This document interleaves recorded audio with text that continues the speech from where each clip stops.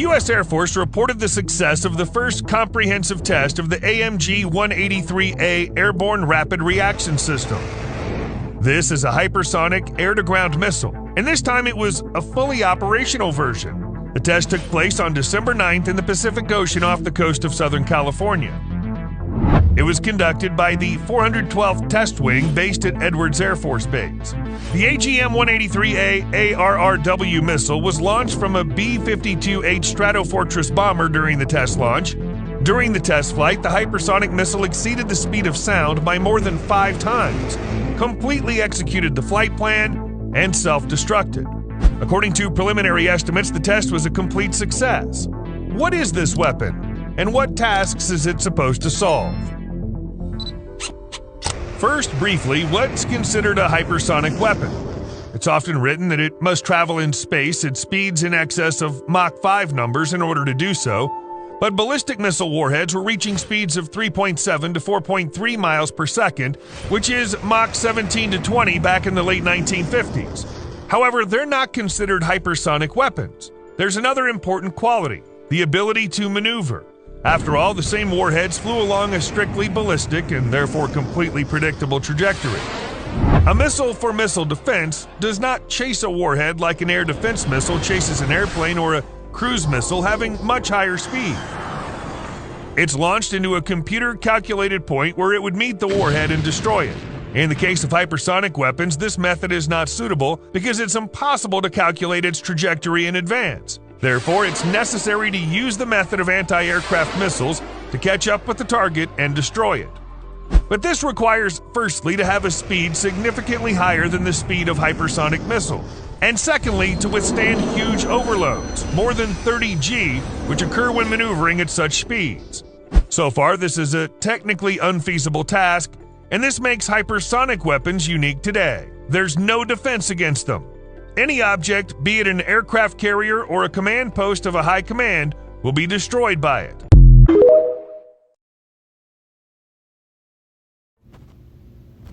Shalom, shalom. HALALYAM, YAHAWAH, BAHASHAM, YAHAWASHI, QADASH. Double honors to the elders and apostles who gave MILLSTONE to teach and move well.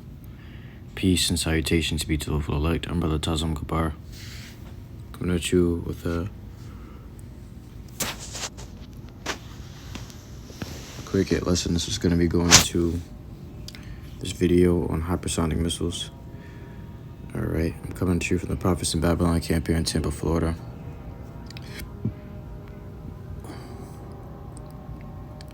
With that, we're going to get right into it. So it says U.S. new hypersonic missile, which is 5 times faster than the speed of sound. Alright, they just released a commercial for it, pretty much like an advertisement for it, I would say. You know, and this is what Esau does. He does this to brag about his power, to brag about his war tactics. I guess he's trying to strike fear into the hearts of his enemies, but it's not gonna work. At the end of this video, it tells you that these missiles are so fast and they maneuver because of the way they maneuver,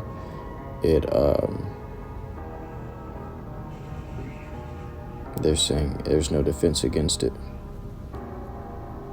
All right.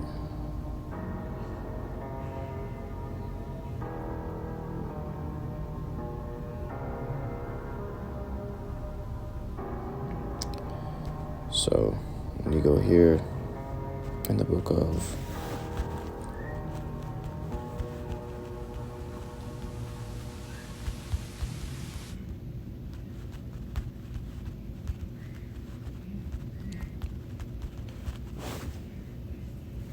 Joel, chapter 2 and verse 8. Let's start at verse 7. They shall run like mighty men. They shall climb the wall like men of war. And they shall march every one on his wars. So like every one on his ways. And they shall not break their ranks. So they ain't going to be running into each other and clashing and blowing up in the air and things like that. They're going to march everyone in their ways. I mean, they're going to go down their paths, the trajectory that they were sent on. and they ain't gonna break their ranks, man. Neither shall one thrust another. Like I was just saying, it ain't gonna run into each other and explode in the air. Or they're not going to, pretty much these missiles ain't going to fail. They're not going to fail the mission that they were sent to do, because the Lord sent them to do this mission. This is the final army. They shall walk everyone in his path, and when they fall upon the sword, they shall not be wounded. There you go. So when they fall upon the sword, which is what? A missile defense system, they shall not be wounded, because, like they just said,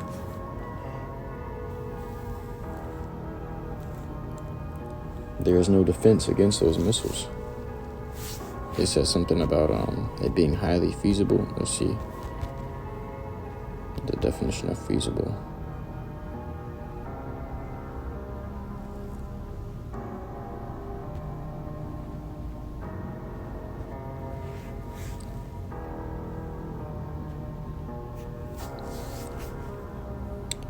All right, so it's highly, they were saying highly unfeasible, because feasible goes into something easy to do or conveniently.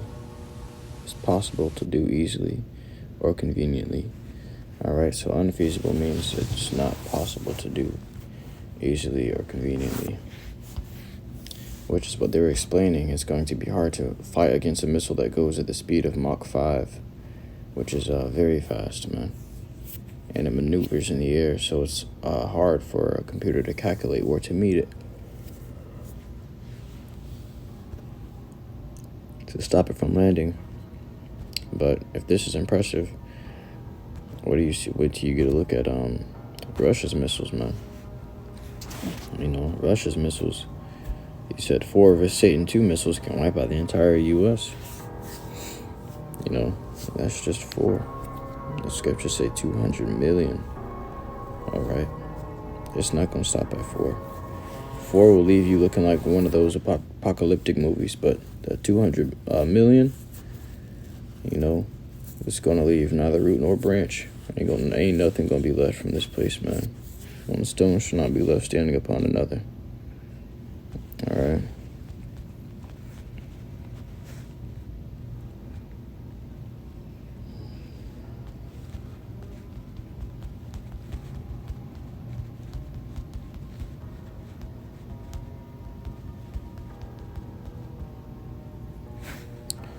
Book of Matthew chapter 24 and verse 7. For nation shall rise against nation, and kingdom against kingdom. So you're going to have nation against nation, which is like race wars. And then the kingdom against kingdom is going to be countries against countries. Entire countries going to war with each other. And you've seen them doing it already. They're throwing petty little side notes at each other, insults at each other, petty comments about and even threats about war, threats about melting the concrete. You know, these are talks of war, man. These guys, these big guys, they go to war now, the world is over. The world is doomed, because the technology that they've reached now, it's not like the technology of the old days. It's very grievous, man.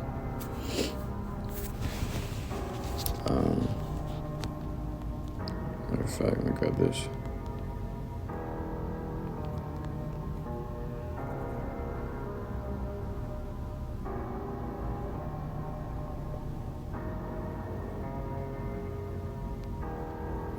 Let me finish this. It says, for nation shall rise against nation, and kingdom against kingdom.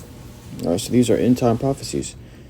And you see these nations rising up against each other, bulking up their chest against each other. You know? These presidents talk of war. It's the talk of war is running rampantly. I believe somebody came out with a headline saying the year of war. It says, and there shall be famines and pestilences and earthquakes in diverse places. So famines, earthquakes, and pestilences going to be in diverse places, meaning in like different areas of the world. All these are the beginning of sorrow, so these are the beginning of the end. This is when shit really starts kicking off. This is the book of Revelation, chapter 9, verse 19. For their power is in their mouth, and in their tails. All right, so the tails is like the delivery system, and the mouth is where the warhead. It's got, when you crack that thing open, it's got a bunch of missiles on the inside of it. It says, "For their power is in their mouth and in their tails, for their tails were like unto serpents, and had heads, and with them they do hurt." So there you have it, man. Them tails is what get them here. You know, speeds of Mach 5 and shit. You know, they said in order to defend against a Mach 5 missile, you're going to have something that's even faster. To pick up speeds even faster in time to stop it. That's why they say it's hard to defend against.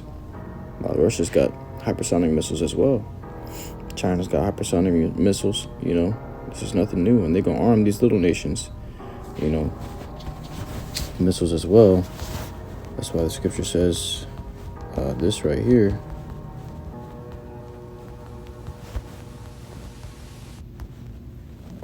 In the book of Joel, chapter 3, verse 10, beat your plowshares into swords, and your pruning hooks into spears. Let the weak say, I am strong, because all these little nations that are weak are going to become strong when they get this superpower in their hand. Imagine a little baby getting blessed with laser beams in his eyes. That's a dangerous baby. Now that baby has become deadly, something so cute and cuddly and unintimidating, something that you'll never be afraid of, has become very dangerous and deadly because he has eye lasers. At any moment, he can just beam your head off. That's how these little nations are going to be when they get these nuclear missiles, man. You know, they talk about how these nations are spouting the N-word so hard, you know, and the N-word is not the other N-word that they placed upon Jake, but the N-word for nuclear missile, nuclear war, nukes. These things are threatening the way of life today. So like you.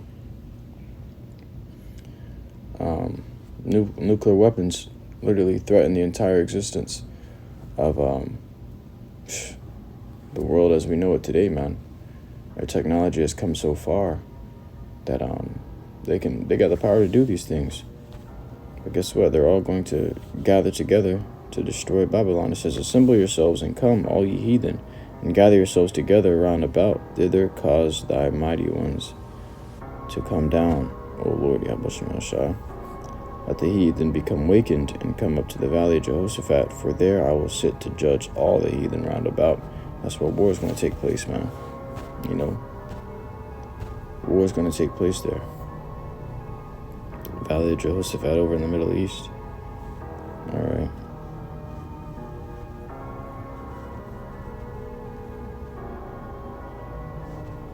It's the book of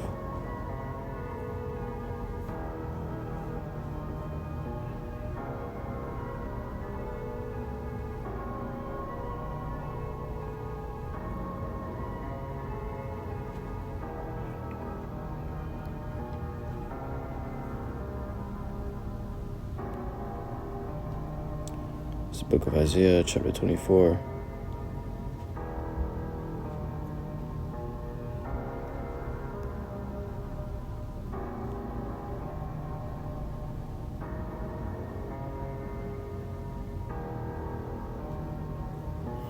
The book of Isaiah, chapter 24, verse 3. The land shall be utterly emptied and utterly spoiled, for the Lord YAHAWASHI hath spoken this word. And how is he going to empty the land and spoil the land by nuclear missiles? You know, these things are a lot of people see these videos of these nuclear missiles. They don't realize that they're looking at their murderers. They're looking at their future killers. For with these nuclear missiles, the Lord is going to judge the earth, man. All right. Isaiah 54:16 says, behold, I have created the smith that bloweth the coals in the fire. So you may think Esau came out with this fast-ass missile. How did he make something like this? Because the Lord says, I have created the smith that bloweth the coals in the fire, and that bringeth forth an instrument for his work, and I have created the waster to destroy. So the Lord YAHAWASHI has created the waster to destroy. That nuclear missile was created by the Lord, you know. And he's going to use it to what? Wipe out these nations. to make these nations pay for what they've done to Israel. Alright, but I truly hope this lesson was edifying to Akim and Abba to listen to with sincerity. Until next semester, I give all glory, honor, and praises unto Yahawah, BAHASHAM, YAHAWASHI, BAHASHAM, QADASH.